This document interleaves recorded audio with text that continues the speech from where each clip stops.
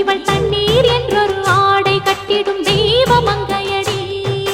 தையம் தீயம் தக்கு சீயம் தக்கு தையம் தீயம் தக்கு சீயம் தக்கு தையம் தீயம் தக்கு சீயம் தக்கு தையம் தீயம் தக்கு